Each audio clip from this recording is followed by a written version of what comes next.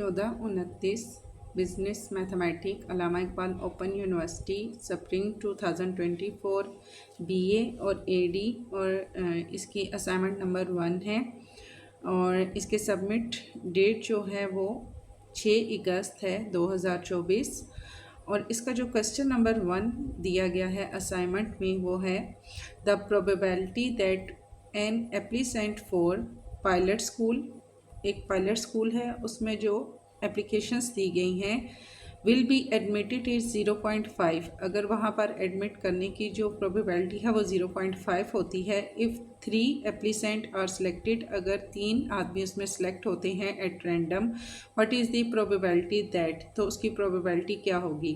फिर आगे इसके ऑप्शंस दिए गए हैं। ऑल 3 विल बी एडमिटेड, अगर तीनों उसमें एडमिट हो जाते हैं। नॉन विल बी एडमिटेड, अगर कोई भी एडमिट नहीं होता।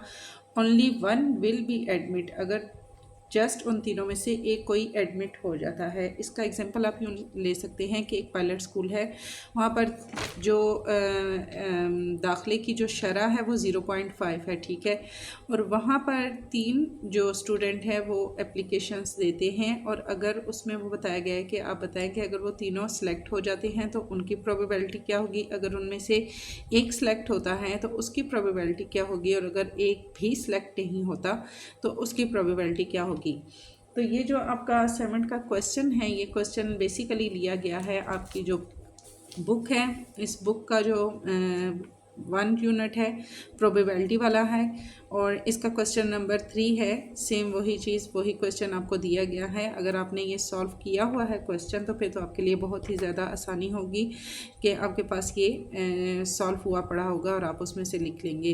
अगर नहीं हुआ तो फिर आप मेरी वीडियो को ज्वाइन कर सकते हैं और इसको अभी हम सॉल्व करेंगे,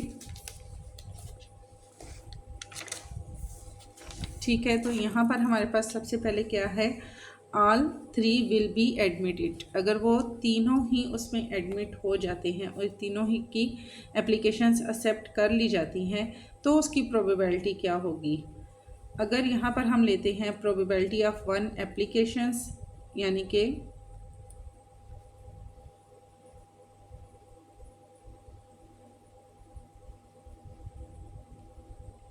probability of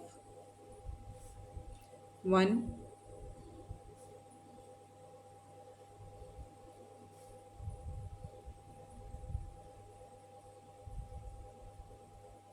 applicant is equal to, हमें क्या दी गई है, एक बंदे की जो एडमिट होने की प्रोबेबिलिटी दी गई है वो है हमारे पास 0.5, ठीक हो गया। अगर एक बंदा उसमें एडमिट होता है और उसकी प्रोबेबिलिटी हमारे पास होती है 0.5, तो हम इसको कैसे फाइंड करें। यहाँ लिखा गया है ऑल 3 विल बी एडमिट, अगर वो तीनों ही एडमिट हो जाते हैं तो हम उसको कैसे फाइंड करेंगे। हमने यहाँ पर क्या लिखना है, probability of P for probability, ठीक है, और E की 1 इंटरसेक्शन, E की 2 इंटरसेक्शन एंड E की 3, ठीक है। अब ये वो 3 बंदे हैं, ठीक है, E की 1, 2 एंड 3 तीनों बंदे हैं। तीनों की प्रोबेबिलिटी हमारे पास क्या है, 0.5 है। एक बंदे के एडमिट होने की जो प्रोबेबिलिटी है 0.5 है।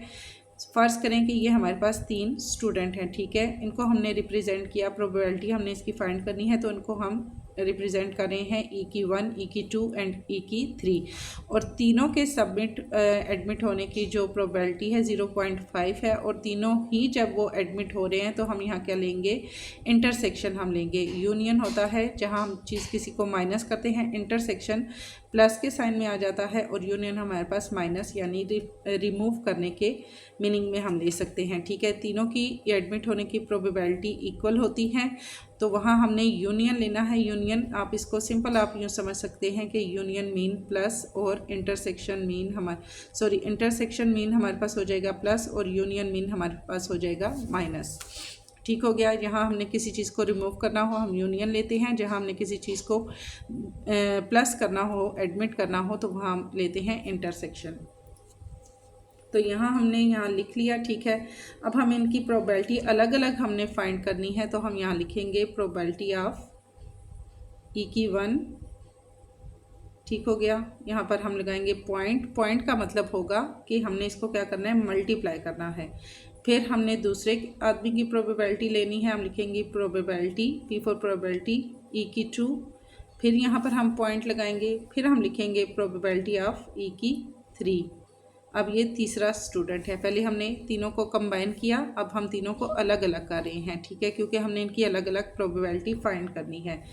अब यहाँ हमारे पास क्या है, एक की एडमिट होने की प्रोबेबिलिटी है हमारे पास 0.5। पॉइंट का मतलब हुआ यहाँ पे मल्टीप्लाई, फिर 0.5 मल्टीप्लाई एंड 0.5। ठीक हो गया जी। तीनों के एडमिट होने की प्रोबेबिलिटी हमने यहाँ पर फाइंड कर ली, इज इक्वल टू हमारे पास आ जाएगा इसका। हम इसको जब कैलकुलेटर पे हम इसको सॉल्व करते हैं, 0.5 मल्टीप्लाई 0.5 मल्टीप्लाई 0.5 मल्टीप्लाई, तो हमारे पास आएगा 0.125, 0.125। ठीक हो गया जी। तीनों के एडमिट होने की प्रोबेबिलिटी हमारे पास आएगी 0.125। सेकंड है हमारे पास नॉन विल बी एडमिटेड। अगर हमारे पास कोई एक भी एडमिट नहीं होता तीनों में से, तो हम क्या लिखेंगे, प्रोबेबिलिटी ऑफ ई की 1 इज इक्वल टू क्या है, 0.5। अब जहाँ पर हमारे पास ये आ रहा है कि एक भी हमारे पास एडमिट नहीं हो रहा, तो हम इसको किस तरह से फाइंड करेंगे, हम लिखेंगे प्रोबेबिलिटी ऑफ ई की 1 और नॉन एक्यूरेंसी का साइन, ये जो छोटा सा सी होता है इसको कहते हैं नॉन एक्यूरेंसी। नॉन एक्यूरेंसी का साइन हम लेंगे क्योंकि कोई भी एक भी एडमिट नहीं हो रहा, तो इसको हम रिप्रेजेंट करेंगे 1 से माइनस प्रोबेबिलिटी ऑफ ई की 1। ये चीज़ हमारे पास आ जाएगी। दोबारा से बता रही हूँ, सी का मीनिंग होता है नॉन एक्यूरेंसी। जहाँ हमारे पास किसी भी चीज़ के एडमिट होने के चांसेस नहीं होते, वहाँ हम नॉन एक्यूरेंसी का साइन ले लेते हैं, ठीक है। यहाँ हम लिखेंगे इज इक्वल टू माइनस, इसको हम आगे फाइंड करते हैं, तो हम लिखेंगे 1 माइनस प्रोबेबिलिटी ऑफ ई की 1 हमारे पास क्या होगी, 0.5 है, ठीक है। तो इसमें से हम इसको माइनस करते हैं, तो इज इक्वल टू हमारे पास 0.5 ही हमारे पास आ जाता है। अब हमने ये फाइंड करना है प्रोबेबिलिटी ऑफ नॉन एक्यूरेंसी ई की 3 हमने फाइंड करनी है, तो हम इसको किस तरीके से रिप्रेजेंट करेंगे, हम लिखेंगे प्रोबेबिलिटी ऑफ, जैसे हमने ये ऊपर किया था इसी तरीके से हम इसको करेंगे, प्रोबेबिलिटी ऑफ ई की 1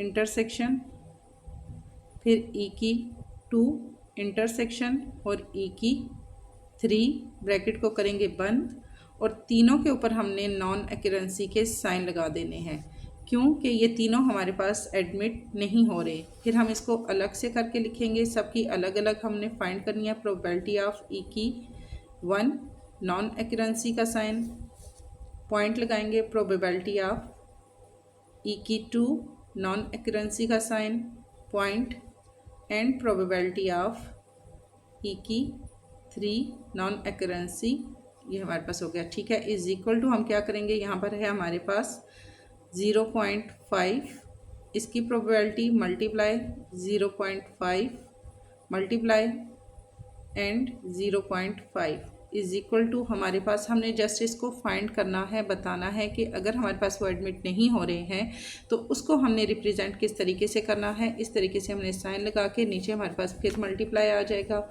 और इन सब को हम मल्टीप्लाई करेंगे तो हमारे पास इसका आंसर वही आएगा 0.125। ठीक हो गया जी। थर्ड इसका जो पार्ट है, ओनली 1 विल बी एडमिटेड। अगर सिर्फ एक उनमें से एडमिट होता है तो उसको हम किस तरीके से रिप्रेजेंट करेंगे, या हम लिखेंगे प्रोबेबिलिटी ऑफ ई की 1 इंटरसेक्शन, ई की 2 इंटरसेक्शन एंड ई की 3, और हम इसको करेंगे बंद। इज इक्वल टू हम इसको अलग अलग फाइंड करेंगे, प्रोबेबिलिटी ऑफ ई की 1 पॉइंट, प्रोबेबिलिटी ऑफ ई की 2, फिर पॉइंट, प्रोबेबिलिटी ऑफ ई की 3। ठीक हो गया जी। अब हमने क्या करना है, यहाँ उन्होंने क्या कहा है कि अगर एक उनमें एडमिट होता है, फ़र्ज़ करें कि हमारे पास ये ई की 1 वाला एडमिट हो जाता है, बाकी हमारे पास नहीं होते, तो इनको हम क्या करेंगे, नॉन एक्यूरेंसी का साइन हम इनके ऊपर लगा देंगे। क्योंकि ये दोनों हमारे पास एडमिट नहीं हो रहे, जस्ट 1 हमारे पास एडमिट हो रहा है, तो इसके ऊपर हम नहीं लगाएंगे, बाकी 2 के ऊपर हम नॉन एक्यूरेंसी का साइन लगा देंगे। अगेन से हम इसको उसी तरीके से करेंगे, 0.5 मल्टीप्लाई 0.5 मल्टीप्लाई 0.5, इन सब को हमने मल्टीप्लाई किया इज इक्वल टू 0.125 ही हमारे पास इसका भी आंसर आ जाएगा। ठीक हो गया जी। अभी बहुत टाइम है तो थोड़ा थोड़ा करके इंशाल्लाह हम इसको करेंगे, और मेरी कोशिश होगी कि एवरी संडे को मैं एक आध इसका पार्ट आपको कंप्लीट करवा दिया करूं। एक बार आप इसको अच्छे से देख लें क्वेश्चन को, और अब साथ साथ अपनी असाइनमेंट सॉल्व करना शुरू कर दें, और इंशाल्लाह इसका बी पार्ट फिर हम इसका देखेंगे।